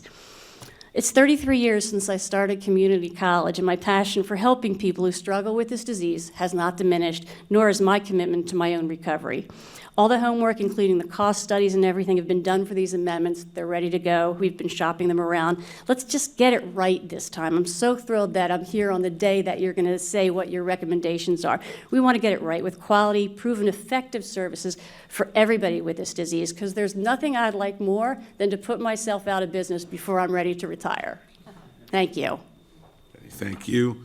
Thank you for your passion, and we look forward to receiving the documents that you have regarding your amendments, so thank you for that. Thank you. Next, I want to turn to Doug Griffin. Doug is here today from Newton, New Hampshire. We are very, very happy that you were willing to share your time and your story with us today. Mr. Griffin, I turn the microphone over to you. Thank you. First, let me say that I'm honored and humbled to be invited to address this commission charged with such an awesome responsibility. My name is Doug Griffin. I live in Newton, New Hampshire. I lost my precious daughter, Courtney, to an overdose of fentanyl on September 29, 2014. She was 20 years old at the time of her passing. I come today to represent the Addiction Policy Forum's families. My wife is here with me today. She is my rock and stands beside me in all that I do to fight this wave of destruction sweeping across our great land. Without her, I would never have been able to even attempt to begin the fight. At this point, we all know what a family faces when a loved one begins a life of substance misuse, so I want to focus today on what we face after we've lost the battle, and we must go on with broken hearts and broken dreams. My family's story begins on the plains of Kingston, New Hampshire on a cold November morning shortly after Courtney's passing. We stood and told a small crowd of maybe 200 about our struggle and urged the public to learn quickly of the dangers of drugs in our communities. Shortly after that rally, our pastor, Aaron Goodrow, began a monthly service in our small church for those touched by addiction. Aaron has held 23 funeral services over the past 4 years for those who have died from overdose. My wife and I co-host the event and make a dish to bring to the potluck dinner after each service. It's there that we comfort the moms and dads, the grandparents, siblings, and friends of those new to loss. We try to help them learn to manage their grief and begin life anew. At that service, we fill blessing bags. These are small backpack-type bags we fill with toiletries and personal care items. They are distributed to those that are forced to the streets by their addiction. I am a Lion. In 2014 was the year our Lions Club was chartered. My wife and I and our 2 daughters, Courtney and Shannon, also joined the club. Courtney cooked scrambled eggs for around 200 people in our annual fundraiser about a month before her passing. Lion Mike Dolan and I pushed for the formation of a Leo's Club in the Sanborn Regional High School shortly after Lion Courtney passed. Leo's are junior Lions aged 12 to 18. Last week, our 21st member signed on. The Leos helped to set up a local community center and are raising funds to help build a safe place for teens to gather. When asked what they wanted to do as a club, they replied that they wanted to push drugs out of their school. I believe that the only way to get them out is because if no one's buying them, there won't be any reason to have them in there. We are hoping our sports teams will be the first in the state to pledge to be drug-free. Then the cool kids will be helping to let the students know there's no place for drugs in our schools. I have been selected as the Leo chairperson by the New Hampshire Lions, so I travel to cities and towns encouraging them to start Leo's clubs in their school. The Kingston Lions Club has begun an annual golf tournament with the proceeds being donated to treatment facilities and organizations helping those with substance misuse disorder. Our funds become scholarships to help people into treatment and to begin to put them on the path of recovery. My family owns the Green Griffin, a local flower shop, and my daughter Shannon is the world's best florist. Don't take my word for it, you can just ask anyone. The flower shop is the place where people come to talk about their sons and daughters with substance misuse disorder. It's not uncommon to have 2 or 3 families a day in there who eventually get around to talking about their kids. I am the man at your door with flowers the morning after your son or daughter has died from an overdose. I know how these people feel. Excuse me. And there's no worse pain. My daughter is sought after to do these flowers for these victims, having lost her best friend and sister. She always takes time to make beautiful arrangements for these families to help ease their pain. It kills me to see a tear in her eye while she works. My dear friend Anne-Marie Zenfagna has painted up portraits of over 100 souls lost to overdose, and there is never a fee for her art. I have seen her portraits of her daughter Jackie and my daughter Courtney side by side in many events in New Hampshire. I am on the board of directors of the Merrimack Valley Prevention and Substance Abuse Project in Massachusetts. I am there so I can help erase the border between Massachusetts and New Hampshire. There are no borders in this fight. We work to raise awareness across the Merrimack Valley to fight for legislation to improve conditions for the residents of Massachusetts struggling with the substance misuse problem. I was contacted by the Addiction Policy Forum a couple of years ago, and since then I have worked gladly and closely with that amazing team of professionals whose goal it is to save lives. Through the storm of this epidemic, Jessica Nickel has pushed hard to find ways to help others with their struggle. Now with a reach of approximately 4 million, and with thousands of families under her wing, she pushes forward to build a nationwide network of souls committed to a common goal, the saving of lives and the finding of a cure for addiction. I work with families every day, and each person is different. There are different reasons people take drugs, but what I hear most often is that they take them to feel normal and to fit in. Mental health issues lead many people to drugs where treatment and proper medication could allow them to live a normal life. Our daughter begged for treatment and told us repeatedly that she couldn't live this way. Our insurance company denied her at every door. The pills she found so easily at school led to heroin and the destruction of her life. I hear people say that it's their choice and they deserve what they get. Recently, I had a professional call me. He had hurt himself playing flag football one Sunday afternoon with his pals. The doctor prescribed an opioid, and after following the instructions on the prescription, he found he needed more. He learned that he was now addicted to them and didn't want to lose his job and ruin his career. What could he do? I'm sure this has happened to thousands across America and across the globe. Should this man be shunned or incarcerated? Our jails and prisons are filled with citizens desperately seeking a $40 bag of what they absolutely must have. There is no consequence they fear. There is only a hole that has to be filled. Without proper treatment, there will be no end to their agony. If any of you think they are injecting heroin to party with their friends, you are wrong. They're dying in gas stations, bathrooms, at the wheel of the car,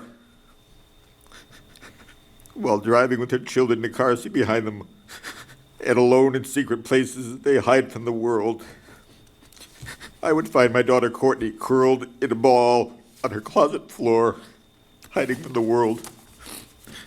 I had planned to retire next year to spend some time on a riverbank somewhere fishing while playing with my grandchildren.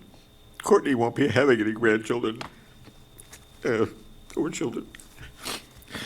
And I probably won't be fishing. I will most likely be working with the Addiction Policy Forum and continuing their fight. Today, I come to speak for those seeking treatment in a world without availability, without insurance coverage, filled with stigma. I testify on behalf of those those my friends raising their grandchildren after the loss of a son or daughter. I testify on behalf of the babies born addicted to heroin and their moms fighting to keep custody of them. I am here today to speak for the treatment providers constantly being squeezed for fewer and fewer insurance days for treatment. I am here for the lost, homeless men and women at winter's icy breath soon blow through the streets of Manchester, New Hampshire.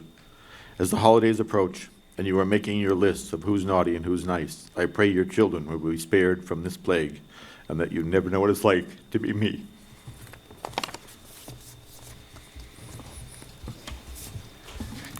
Mr. Griffin, thank you for your extraordinary testimony. And I can only tell you that for those of us who are sitting up here, that's why we're here too. And I can't thank you enough for putting a face and a voice and a spirit to the people that this epidemic takes and the people this epidemic leaves behind. Thank you, sir, very, very much. I next want to turn to Jim Freund. Jim's from Ashburn, Virginia. We appreciate you being here, Jim, and taking the time to share your thoughts with us. Thank you. Governor Christie, members of the commission, and invited guests, thank you for allowing my wife, Sybil, and me to be here today. We truly appreciate everything this commission is doing. This opioid epidemic has no boundaries, and I believe it is our nation's new 9/11. Our son Scott was a normal boy, growing up full of love, life for his family. When his brain started to misfire in 5th grade, not one doctor could really explain what was happening to Scott. Was it ADHD, bipolar, OCD, or something else? We tried everything. However, we never really found anything out.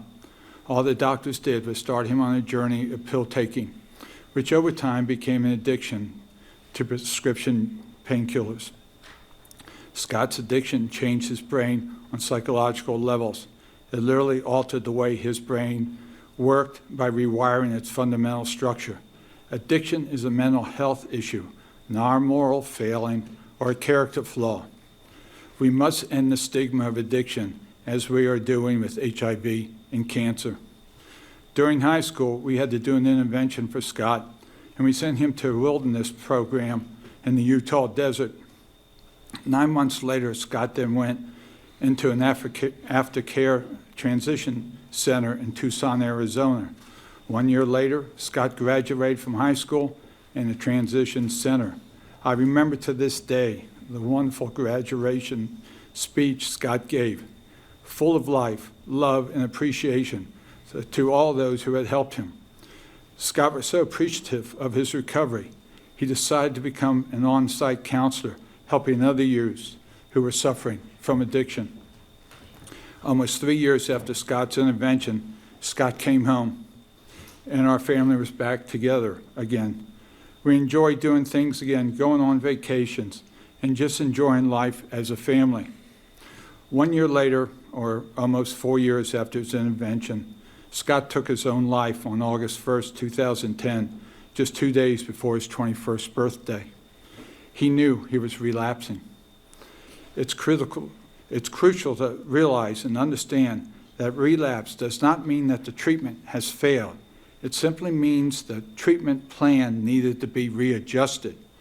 Our family is now exploring the possibility of opening a self-help, self-supported recovery home here in Northern Virginia. What this commission is doing in its final report to the President is readjusting our nation's response, focus, and solutions to this epidemic. In a letter Scott left behind, he wrote, I have not found one person who can help me out.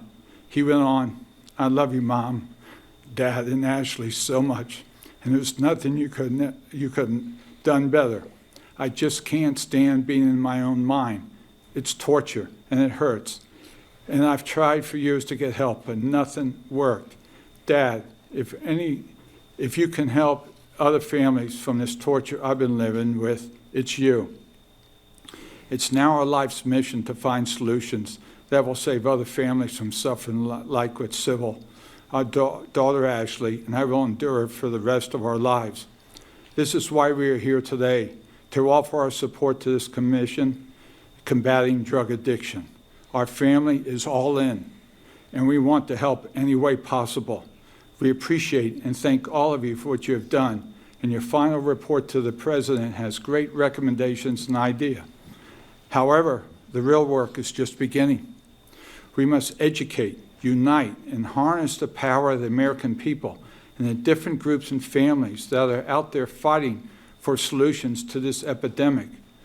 Groups like the Office of National Drug Control Policy, Shatterproof, Fed Up, and the Addiction Policy Forum, just to name a few.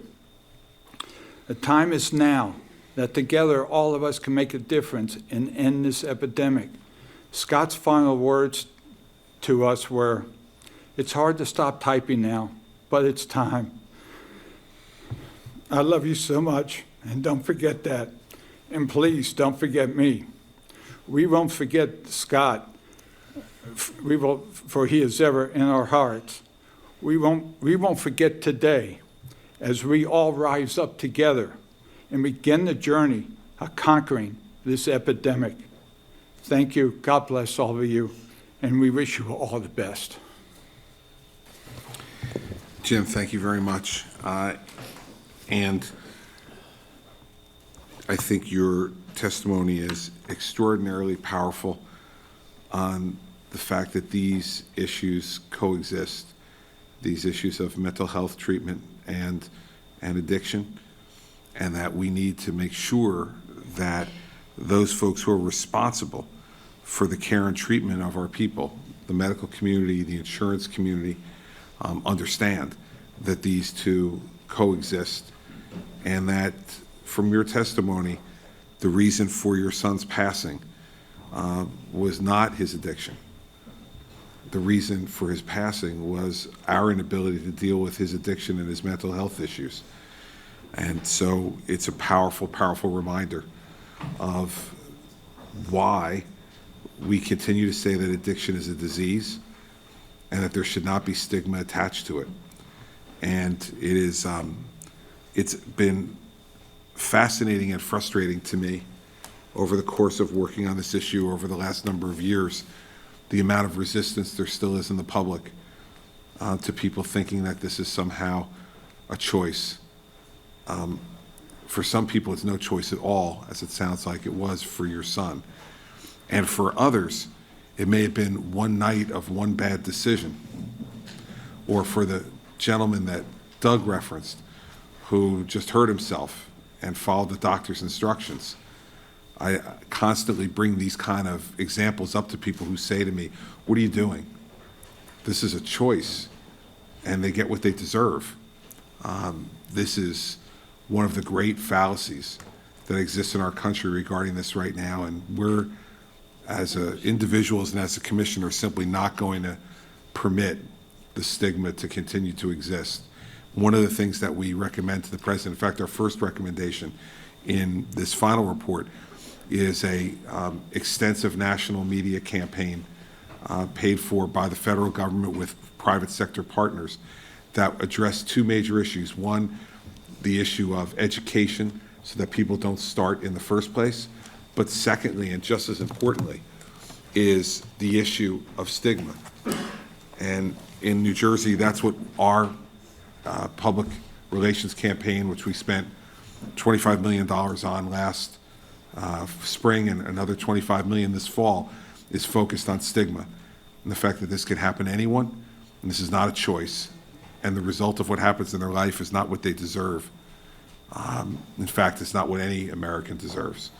And your testimony and Doug's have both been extraordinarily compelling in that regard. So I can't tell you as a father how much I feel for both of you and your families, and how brave I think both of you are, and that both of your children, I am confident, are extremely proud of what you're doing to try to make something valuable out of your loss.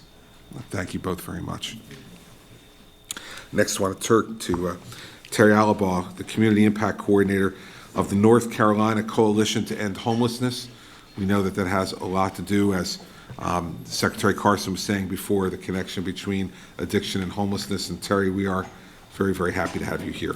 Thank you, Governor Christie, and members of the commission, as well as Governor Roy Cooper on the call, my home state governor. I appreciate the opportunity to say a few brief words to the commission here about drug addiction and facing the opioid crises. I've worked professionally for the last 30 years around the issues of homelessness and housing, addiction and recovery, as well as community planning and collaboration. I currently work with the North Carolina Coalition to End Homelessness, as well as the North Carolina Department of Military and Veterans Affairs as the Ending Veteran Homelessness Coordinator for the state.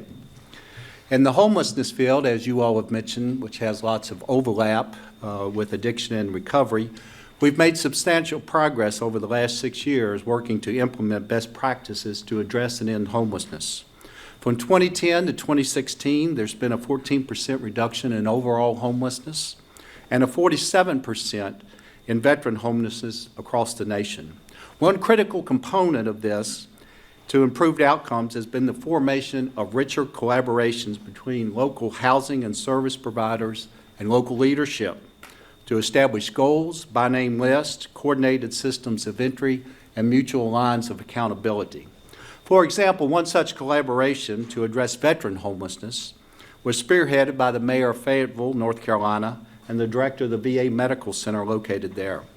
The collaboration achieved the goal of ending veteran homelessness in the fall of 2015, meeting the standards that have been established by the U.S. Interagency Council on Homelessness. They subsequently built upon this model and repurposed it toward a community response to address their opioid epidemic. One early intervention was to equip all police personnel with naloxone, a medication to reverse the effects of opioid overdose. In less than 9 months, 55 lives were saved in Fayetteville through this intervention. The availability of naloxone is one of the many places where my professional life intersects with my personal one. My oldest son, who turns 37 today, has been in and out of active addiction for nearly 20 years. And earlier this year, he relapsed, overdosed, and was revived with naloxone. For a teenager who was smart, artistic, engaging, and athletic, I could have not have imagined such a path for my son. It's a path that's included arrest and incarcerations, multiple stays in numerous detoxification programs, halfway houses, and outpatient treatment programs. It's also included both modest and lengthy times of sobriety and recovery, and at times, education, training, and employment. However, the elements of response to his situation never seemed to be connected in a comprehensive way that would lead to an integrated life of recovery, employment, and independent living. A relapse in May 2016 resulted in an occurrence of endocarditis, an infection of the bloodstream and heart valve, which came from the use of a dirty needle. He suffered a stroke and received a mitral heart valve replacement. He also suffered neurological impacts, which have adversely affected his cognitive processing skills and his executive functioning capacity. I know deeply the destructive power of addiction upon the individual, the family, and the community. I agonize over my response as a father who both desires to help my son and to hold him accountable. I am quick to heap praise upon those who offer their compassion and resources to help him, and also ready to voice my dismay over our fragmented system. To cite just one example of our disconnection, on a recent occasion, he was admitted in the detox unit after a relapse. While he was there, he had a high blood pressure reading, which for him is normal. Because the provider lacked sufficient access to medical personnel to allow clearance, he had to leave. He was dropped off at the local emergency room to wait and see a doctor for need clearance in order to be readmitted to detox. He did not have his blood pressure medication and waited 15 hours to see a doctor while his blood pressure rose, and it was in the proverbial catch-22 since he could not receive his medication at the hospital until he's seen by a doctor. When he did see the doctor, he was reminded that the ER can only treat high blood pressure when it's life-threatening, which it was not. The lack of resources and community coordination of existing ones leaves many seeking help to be in very vulnerable situations. It has taken a lot for my son's mother and brother to love, support, and help him piece together a system of care that offers hope. He's uninsured and does not meet the eligibility criteria for insurance through the Affordable Care Act. He has a disability application pending, but is currently not covered by Medicaid since North Carolina is not an expansion state. He's twice been refused his applications for Medicaid.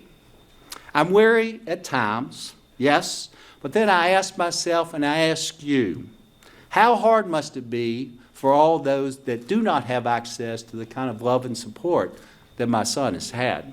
How must it be every day that they face the world? Today, my son is living in an Oxford House, a peer-supported housing program for persons in recovery.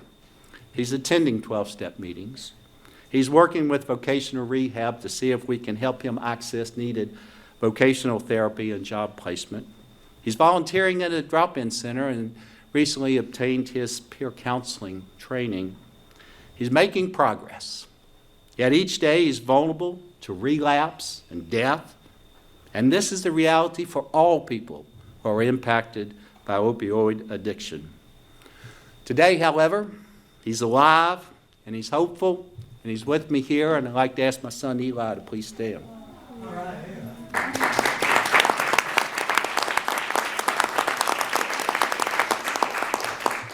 I too applaud you, Eli, and the strength of those who rise each day to face their struggle. Let our communities find strength as well, and let us bring our political and social will to invest in evidence-based solutions and work together to create a coordinated response to this national crisis. Thank you, Governor. Terry, thank you very much. Compelling words and actions. And I think, as a number of people around this table have said today, it's not going to take, I think the Surgeon General said it the best, it's not going to take just the actions of government, it's going to take the actions of individual citizens to say that they've had enough and that they are willing to stand up and do what they can do to contribute to it. It doesn't relieve government of its responsibilities or its role, but it helps, I hope, to bring us to a successful conclusion much more quickly than it would otherwise. And nice move, by the way, too, waiting to the end to say Eli was here. It was very well done. You built the suspense, you got us right to the end, and then I know who that guy was sitting back there and that it's his birthday. It's truly a celebration for us, not only to have your testimony, but to have your son here, as I'm sure it's a celebration for you and your family. I'm hoping that today provides him encouragement to stay in the course. So thank you for that opportunity. We hope the same thing and pray that for you and for your family. Good going, Eli. Good to see you. Next, I want to turn to Justin Phillips. She is the founder and the executive director of Overdose Lifeline. She has done extraordinary work in the state of Indiana, and I got to be with her just this past Monday. I was there at the invitation of the Attorney General of Indiana to talk about the commission's work, and I was introduced to her by Congresswoman Susan Brooks, who is an old friend of mine from my days as a U.S. attorney, and Susan's as well. And when I heard of the extraordinary work that Justin was doing, I asked her if she would come here today and share it with the commission. And so I'm glad you're here, Justin. I'm glad you could make it to Washington. And I turn the microphone over to you. Thank you so much, Governor Christie, and thank you for the invitation to be with the commission today. Your leadership truly has been an inspiration to me on my journey, and I appreciate that. And thank you to the rest of the commission for agreeing to take on this complex issue. As you are aware, Americans are suffering and losing a battle every day. My name is Justin Phillips, and I am the mother of 3 children, Brian, Aaron, and Audrey. Tragically, I'm here today with you because Aaron, at the young age of 20, overdosed on heroin and lost his life in October of 2013. My professional career was spent in preventing unintentional injuries and deaths, and I had a master's degree in nonprofit management. So when I became faced with this life-altering experience, I knew something had to be done. I'm now the founder and executive director of an Indiana-based nonprofit. We are dedicated to providing hope to families and, most importantly, eliminating the shame and stigma associated with the chronic disease of addiction. Some people say I went to war, and I guess that's what I did, because I realized how little we knew about opioids and the large gaps that existed to address opioid use disorder. You see, Aaron grew up in a home with 2 parents in long-term recovery. I had 24 years of continuous recovery and knew nothing about opioids and prescription pain medicine. But Aaron knew about the family disease. He knew recovery was possible. He had stability. We ate dinner together every night, just like they suggest, even though he hated it and thought it was stupid. But he also had, some anxiety issues and numerous sports injuries. And I know he self-medicated. So when he told me he was struggling and could not quit on his own, I had no idea about overdose. I did not know about overdose reversal drugs, and I did not know of the likelihood of his death if he should relapse. And I didn't talk about it. I didn't ask for help. I didn't seek out the best treatment for him or treat him the way I would if he had been diagnosed with another disease because of shame and stigma and denial. And I know those things contributed to his death, and I don't say that to be mean to myself or take on extra guilt. I just know it's the truth. The day he went to treatment, I went to work. I wouldn't have gone to work had he been going to treatment for cancer. And I would have talked to you about it at my place of employment, and you would have brought me casseroles. But we don't do that for families who suffer from the disease of addiction. So I went to war to fill the gaps I discovered in awareness, information, prevention, and treatment. I like to call it my imperfect storm. I had the professional skills to prevent unintentional deaths, and I needed to prevent this from happening to others. I found subject matter experts to consult us, and I went back to school to become an addictions professional. Integrity and fidelity to the work we do at Overdose Lifeline is my key priority. This crisis is too serious for mistakes or misinformation. In 3 short years, we have accomplished a lot. Overdose Lifeline has developed the only youth awareness prevention program to address the dangers of opioids. Our program is now used in over 15 states. We are helping youth understand that the prescription they receive for a legitimate reason is also heroin in another form and very dangerous. We passed a law named after my son Aaron, allowing for over-the-counter naloxone, and we have trained and distributed over 13,000 Narcan kits to first responders and the public free through grant funding and private donations, and the help of our previous state health commissioner, Surgeon General Jerome Adams. Recently, we became the first organization in the U.S. to be trained in a new program for youth that teaches coping skills. We never talk to our kids about anxiety and what to do if we have anxiety. Last, we have effective, evidence-informed online courses addressing the opioid crisis. Aaron told me after he lost a friend in February, prior to his loss in October, Jake passed away, and I asked Aaron, okay, Aaron, can we go after the dealer now? And Aaron said, Mom, there's always going to be another dealer. So I decided for Overdose Lifeline that we would do our best to try and address the demand and stop the stream coming down. I worry about our state and the nation and the individuals who are now preying on desperate families in order to gain from this crisis. We need effective leaders such as yourselves to create effective guidelines and solutions to address this epidemic. We also need continued support of the grassroots efforts such as Overdose Lifeline. The work of the Commission and your report to the President will allow work like ours to have a bigger impact, and together we will save more lives than we are losing. Addiction needs to be treated like the other chronic diseases, so shame and stigma do not stop individuals and families from seeking help. Thank you so much for your dedication and your time today. Justin, thank you for your incredible work in Indiana and the way you've affected the rest of the country. And thank you so much for your honesty today. It is incredibly refreshing to hear someone speak so honestly about the stigma, and to be able to put it into simple and direct words about what it's like to deal with it and what we're not doing for each other in this regard. And it's absolutely true. And so I'm really happy you could make it here today, and I thank you for you taking the time. I really do. Finally, I'm going to call on Vanessa Vitolo. She's the outreach coordinator for the Victory Bay Recovery Center in New Jersey. But also, I met Vanessa at a treatment center in Newark, New Jersey, where Vanessa had been fortunate enough to receive treatment as a heroin addict.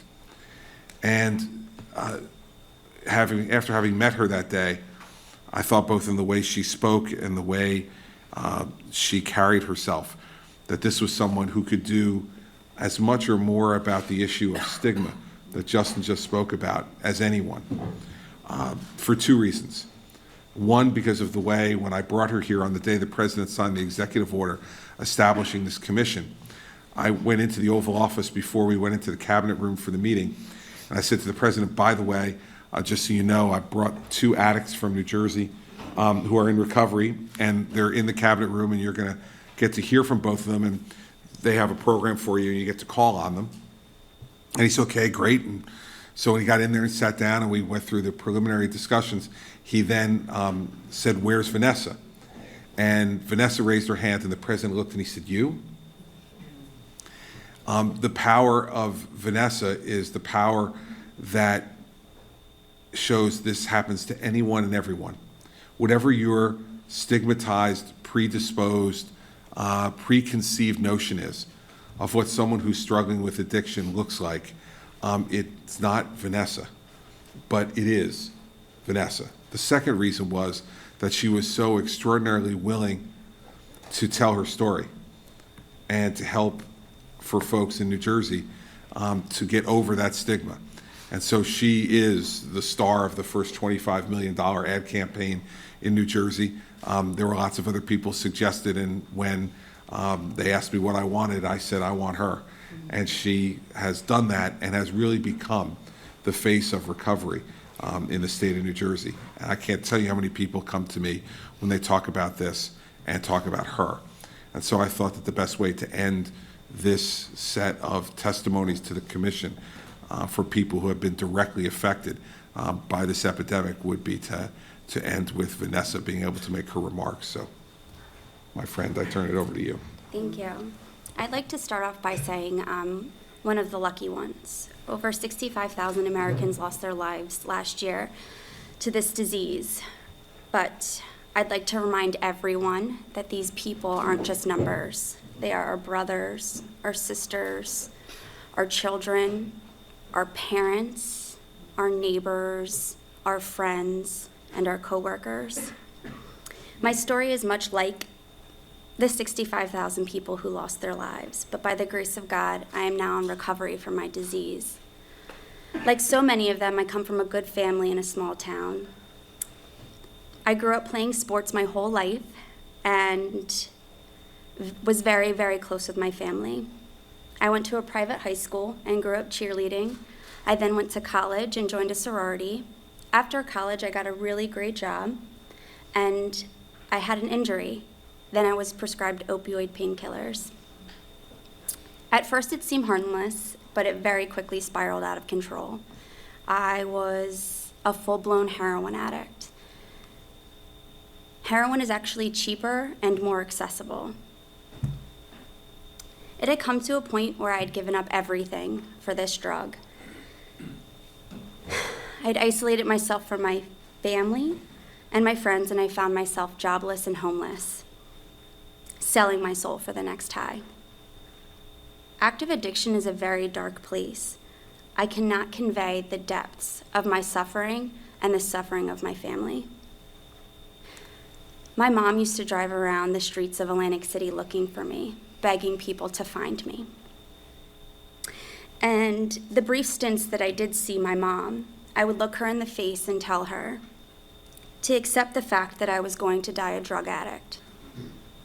I would look my mother in the face and tell her to accept the fact that I was going to die a drug addict. I had myself accepted that fact that I was going to die for my disease, but I continued to use. If that's not a testament to how powerful this disease is, I don't know what is. I had reached a point in my life where I thought it was completely over. I had done too much damage, and there was no point of even trying to get better. I had tried a few times to get into treatment, but due to the fact that I only had Medicaid and the IMD exclusion, it was very difficult to get into treatment, and I would start using before I completed the process. Eventually, all the consequences to my addiction caught up to me, and I had found myself in jail for the 5th or 6th time. But this time, I wasn't getting out. My judge, Judge Sanson, fought for me to become a drug court participant. That action alone saved my life. Through drug court, I was sent to Integrity House, a long-term treatment program, where I also went to a halfway house and an intensive outpatient program. Integrity House taught me how to become a productive member of society again. Through the course of drug court, I got my license back, I got a car, I got my apartment, I got a job, and began my advocacy work for those who are still suffering, because I'll always remember, I'll actually never be able to forget the suffering that I had endured during my active addiction. I now participate in the Reach NJ campaign with Governor Christie. He started this to help people navigate their way into treatment, and it has saved thousands of lives. I'm so blessed to also be able to work for Victory Bay Recovery Center, where they fully support and believe in my advocacy work. They know that we have to treat the mind, the body, and the spirit. We believe the 3 keys to long-term sobriety are a good clinical plan, participation in the 12-step program, and structured sober living. Recovery is possible, and I'm living proof of that. 3 years ago today, I was sitting in jail, alone. And today, I'm sitting with all of you, participating in something that's truly amazing. My successes so far are what motivate me, and my own strength has inspired me. And if anyone is listening that's still suffering, that is the hope. My own strength has inspired me. My journey through recovery has been fueled by love and hope from my family and my friends. And my hope is to share that love and hope with anybody who will take it. I'm never going to give up fighting for the people who feel forgotten.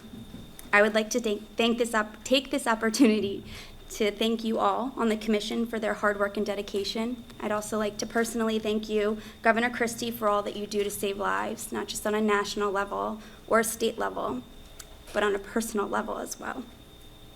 Much thanks to everyone in this room and everyone working tirelessly on this issue. We have come so far, but I would be remiss to say if we didn't have a long way to go. We are all in this together. Thank you. Thank you. Vanessa, I appreciate it very much, and I think we can all see from listening to her for there why even I could figure out that she was the right person to be the face and the voice of recovery at home and removing stigma in our state. And she's done an extraordinary job doing that, not only through commercials that she's done on TV and on radio, but also by participating in the program across the state. Really, really inspiring. Okay, so now what I'd like to do is to be able to turn to each one of the commissioners, my fellow commissioners, and let them make whatever remarks they would like to make before we have a vote on the final report. So let me first start with the author of the report. I want to also caution my fellow commissioners that, as usual, but I think thankfully we've run over our time. For those people who are watching live stream, we're going to continue, but I want us to all keep in mind that our remarks should be more truncated than maybe we would have wanted them to be because of how far we've gone over, but I think we heard from the people that we really wanted to hear from today. Professor Madras has, as I announced at one of the previous meetings, was willing to be the main drafter of the final report. I can only tell you that the amount of effort that she has put in is indescribable. And the time and the effort and the inspiration that she has been to me, and I know to the other members of the commission. And so that's why I want her to begin her remarks today, and to all the people that she works with every day at Harvard, her colleagues, her superiors there. I want to thank them all for the support that they've given to her to let her be able to undertake this mission, because we couldn't have done it nearly as well without her. So, Bertha, I'll turn it over to you. Thank you very much, Governor Christie and my fellow members of the Commission. I don't have prepared remarks, but first of all, I'd like to thank every one of you who testified. As a mother, as a grandmother, and as part of a loving family, it is unimaginable to me if this sordid and horrible course of events in your lives would have happened to myself. I fortunately escaped by the grace of God, but by no other means. So thank you very much. What you've shown all of us in this commission is that addiction is not only a brain disease, it's a family disease. There is no one in a member of the family that escapes the pain, the anguish, the torture, the suffering, and therefore we should call it also a family disease. There are two things I'd like to say very briefly. One is that if we don't stop the pipeline into substance use, if we don't promote prevention, we are going to have an open-ended catastrophe that goes on for multiple generations. And therefore, promoting prevention is critical. And every person who's in recovery and every family who has been affected by this needs to help us figure out, is there anything along the way that the system or you or someone could have done differently to avoid this? We need your input on that story as well. Secondly, and I'll conclude, I said I'd be brief, is that in looking at what is responsible for the specific cause of this opioid crisis, we have to remember that chemical coping and chemical reward is at the heart of this matter. And we have to find out how we can prevent it. What I did one night, Dr. Sally Sattel, a psychiatrist, emailed me at midnight, and she said, Bertha, I'm blaming the pharmacies and maybe the pharmaceutical companies. Who do you think is responsible for this? And at 1 a.m., I emailed her back and I said, Sally, my list is up to 12 and it's going to be higher than 21, and it now is. One of the things that we did as a commission is try to understand how we got here. What were the factors? What were the institutions, the societies, all the contributors, and try to reverse engineer and develop solutions that take into account how we got here. Some of them don't match at all, but many of them do. We have to correct the mistakes of the past, not only in solving this problem, but above all, in preventing it from happening again. Because if we don't learn lessons from the past, we are going to have a repeat and repeat and repeat for generations to come. And many of the lessons we've learned now are already beginning to rear their heads in terms of other substances. Thank you, Governor. Thank you. We have Governor Baker on the line, and he is ready to speak and participate. We appreciate you, Charlie, being a participant all through the hearing today, and I want to turn to you for any remarks that you may have. Governor Baker. Well, thanks very much, Governor Christie. Let me just start, first of all, by expressing my gratitude to the people who spoke today.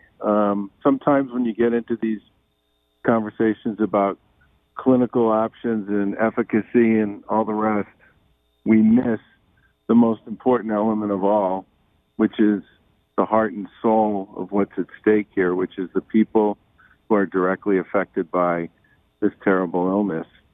And I would just say very briefly that I look forward to continuing to pursue the implementation of the recommendations of the report. I think it's a great document, and I think it gives us a blueprint if we stay the course and persevere and recognize that we are dealing with a brutal beast who will stop at nothing on its own to be successful.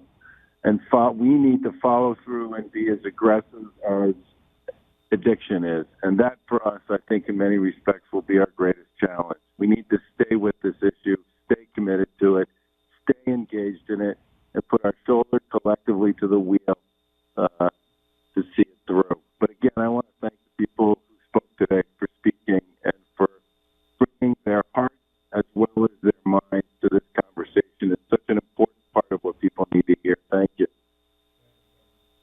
Thank you, Governor Baker. Appreciate it very much. I then want to go to Governor Roy Cooper, the governor of North Carolina, who's also been with us by phone for the entire meeting today. And Roy, I invite you to make remarks as well. Thank you for your participation in the commission, and look forward to hearing your remarks. Governor Cooper. Thank you, Governor Christie, and thank you for your leadership of this commission. I thank my fellow commission members, and particularly Bertha, who worked so hard on the drafting.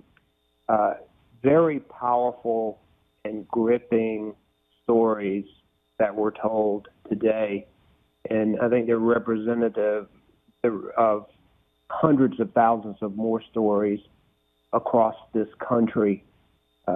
Our first responders, our firefighters, police, they're on the front lines of this every day.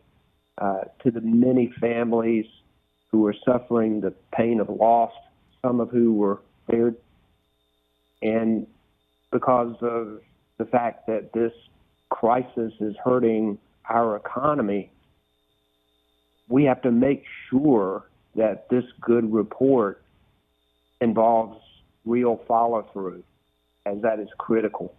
This epidemic is unacceptable, and I am going to vote yes for this report. I may have to get off before we take the actual vote. So, Governor, if you could record my vote as yes. But I urge the President and his cabinet and the Congress to enact these recommendations.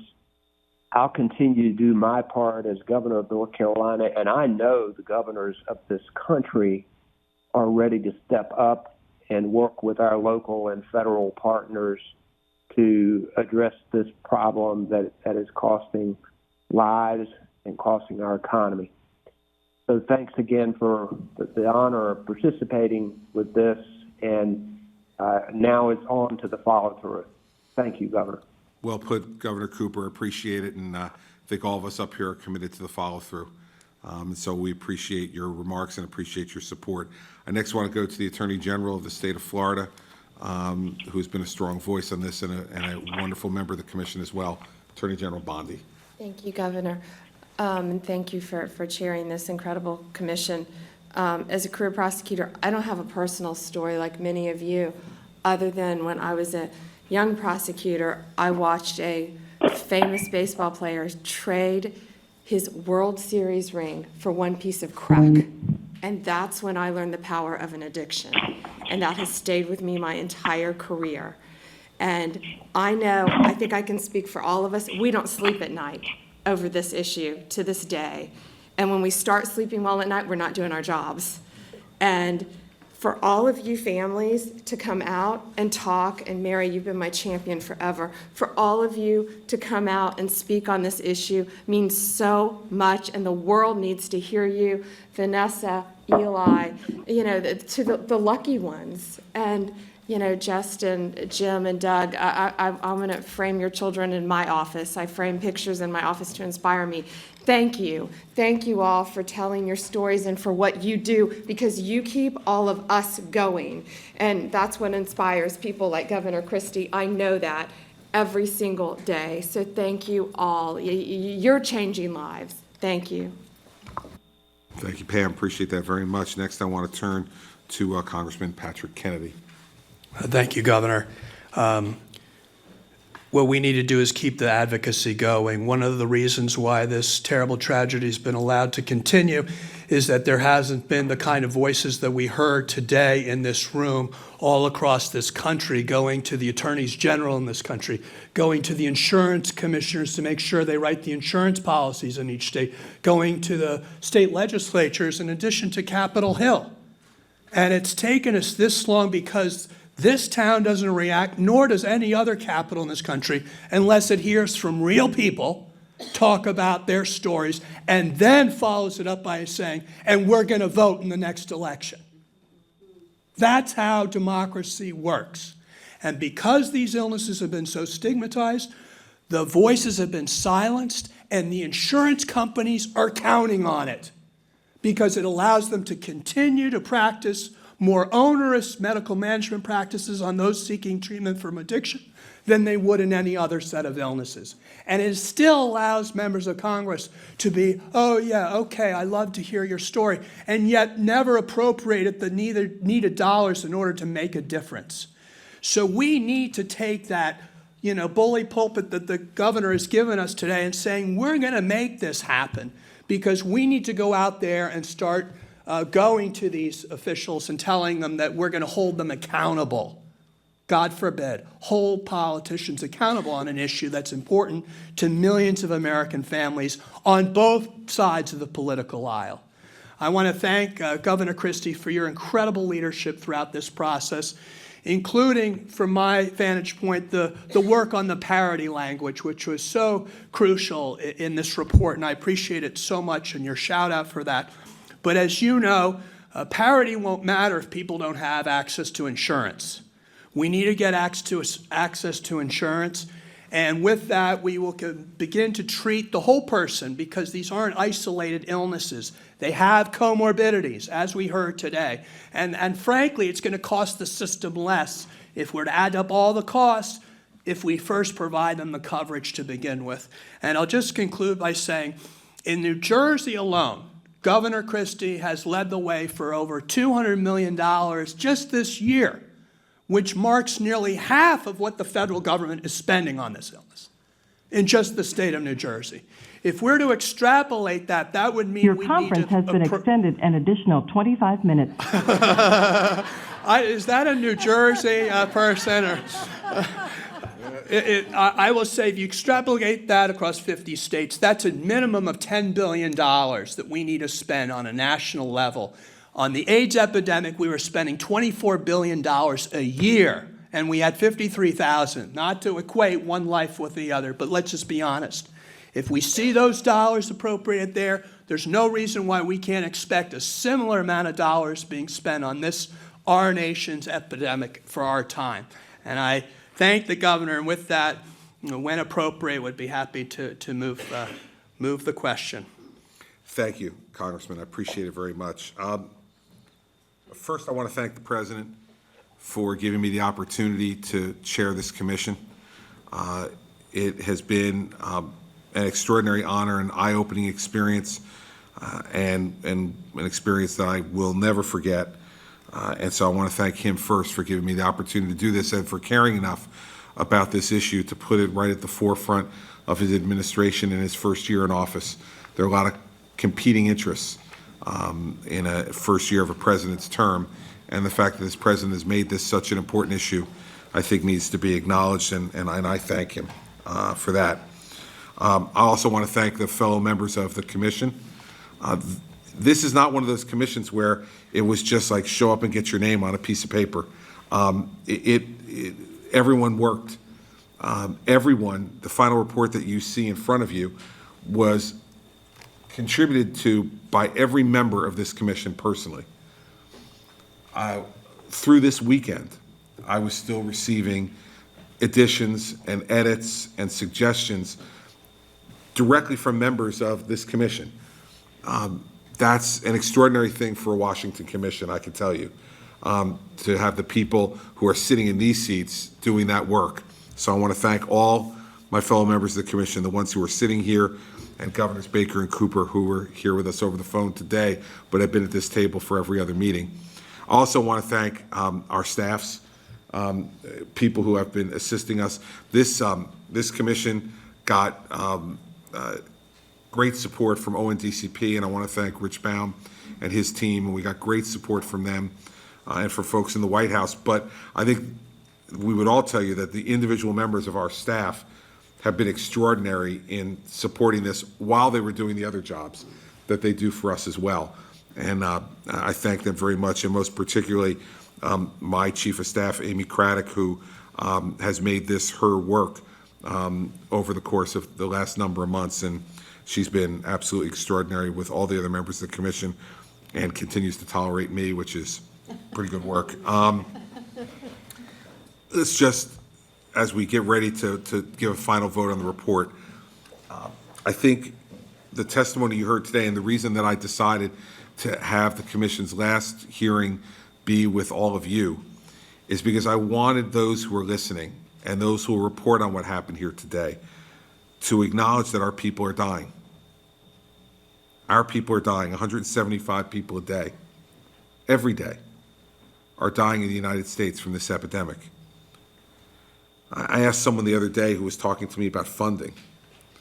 I asked him, if a terrorist organization was killing 175 Americans a day on American soil, what would you be willing to pay to make it stop? I think we'd be willing to do anything and everything to make it stop. And that's the way we now need to see this, because this is an attack from within. We are killing ourselves. And it is unacceptable, from my perspective, not to step up to the fight and do things, everything that needs to be done to stop the dying and stop the suffering. That doesn't mean just throwing money at the problem. It means, as I think Denny put very well, it means requiring accountability from everybody involved in this process to produce results. Just spending money won't be enough if we're not spending it in a way, as I think Justin put it, that's evidence-based. And you see that throughout the report, that we talk about evidence-based treatment that will help to give people hope and a pathway for them to deal with this enormous challenge. Been a lot of debate about the state of emergency that the president signed. Let me be clear here, the president did exactly what I asked him to do. I wanted this to be a public health emergency because I wanted HHS to take the lead in administering the funds, not FEMA. No offense to FEMA. They're fairly busy with some other things, and it's not their area of expertise. But now it's incumbent upon Congress to step up and put money in the Public Health Emergency Fund so the president can utilize that. And that should happen without delay in the view of the commission. I can't tell you how many members of Congress we had in this very room for a meeting who all said they were willing to do whatever made sense. Well, the commission is now handing, and the president is handing the baton to Congress. He cannot appropriate these funds by himself. The Constitution doesn't permit it. They must step up and work with him to appropriate the funds in the Public Health Emergency Fund and in other places that we suggest in this report to be able to do what needs to be done. You will see in the report that there are 56 additional recommendations that the report makes today. When added to the 9 recommendations in the interim report, that's 65 recommendations that we're making, all of which are substantive and intended to deal with specific issues that we have discovered through our work outside this room and also through the testimony that we've heard inside this room. We need to make sure that the National Institutes of Health work with our pharmaceutical industry to make sure that they do 2 things: to develop non-opioid painkillers and to develop more medication-assisted treatment for those who are already in addiction. It is inexcusable that the major pharmaceutical companies in this country have stood on the sidelines during this crisis. And they have. And that's why we called a meeting in Trenton that a number of people attended, and all of the major pharmaceutical companies attended, and they have committed to this partnership with the National Institutes of Health. We need them to follow through on that commitment. Those additional treatments, both medication-assisted treatment for addicts and pain treatment that's non-opioid, will help to avoid many of the problems that you heard here today. We need more people to enter treatment, and to do that, we have to do two things: make treatment more broadly available, because right now only 10.5% of the young people and adults who need treatment receive that treatment. But we also need to remove the stigma, because we know that one of the reasons that people don't receive treatment is for the reasons that Justin put so eloquently in her remarks. The casseroles are not passed out. And I tell you, Justin, I use this story all the time about my own mother, who was an addict, who was addicted to nicotine, and who smoked from the time she was 16 years old until she was diagnosed with lung cancer at 71. And no one told me, when we let people know Mom had lung cancer, that she was getting what she deserved. She started smoking in 1948, but by 1964, from a Surgeon General's report, she knew that smoking could do her harm. And she continued to smoke for another 40 years after that. No one told me she was getting what she deserved. No one told me we shouldn't try to get her the best treatment in the world. No one told me that they weren't praying for her because somehow it was a moral failing of hers to continue to smoke. In the very same way, I wonder whether I would have told people, if my mother was a heroin addict, that was her disease. I had no problem with telling them she had lung cancer and sharing that with people and getting the prayers and the visits and the casseroles. But I wonder if I'd done that if she was a heroin addict. I probably wouldn't have. And so the stigma is real. And it's not something that we just can talk about. It's something that we have to do something about each and every day. And your voices are the most important voices in all this. Because in you, in each and every one of you, every parent can see themselves, either because they've gone through it or they know that there, but for the grace of God, they would go through it. And so we need you to continue to speak out and speak up and do what needs to be done. In the end, you can go through all these different recommendations, and I'm not going to now. But what I can tell you is that each one of those recommendations is being put forward thoughtfully and carefully and based upon real evidence that we believe that either this is a problem that needs to be addressed or it's an opportunity that we haven't taken advantage of. Now comes the much more difficult part, which is, as Governor Cooper said, the implementation of all of this. And there will be fits and starts, and there will be moments of impatience.